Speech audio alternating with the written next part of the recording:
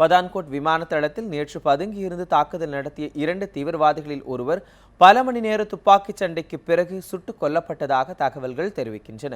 பஞ்சாப் மாநிலம் பதான்கோட் விமான தளத்திற்குள் புகுந்த பாகிஸ்தானின் ஜெய்ஸ்-இ முகமது அமைப்பைச் சேர்ந்த தீவிரவாதிகள் நேற்று முன்தினம் அதிகாலை முதல் தாக்குதலை கொடுத்துள்ளனர்.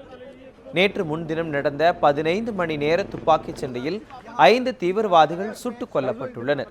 விமான தளத்திற்குள் தீவிரவாதிகள் வேறு யாரும் இல்லை என்று நினைத்த நிலையில் உள்ளே பதுங்கியிருந்த மேலும் 2 தீவிரவாதிகள் நேற்று காலை முதல் தாக்குதலை தொடர்ந்தனர்.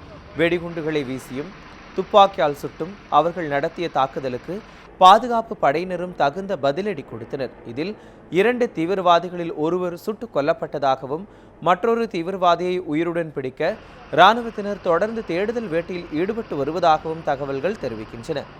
விமான படைத்தளம் முழுவதுமாக சோதனையிடப்பட்ட பிறகே சண்டை முடிந்ததாக அறிவிக்கப்படும் என விமானப்படை தளபதி அனில் கோஸ்லா கூறியுள்ளார்.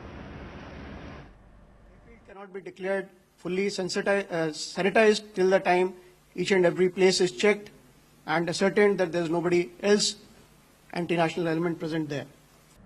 பதான்கோட் விமான தளத்தில் தாக்குதல் நடத்திய தீவிரவாதிகள் பாகிஸ்தானிலிருந்து ஊடுருவியவர்கள் என்பது உறுதியாகியிருப்பதாக பஞ்சாப் துணை முதல்வர் சுக்பீர் சிங் பாதல் தெரிவித்துள்ளார்.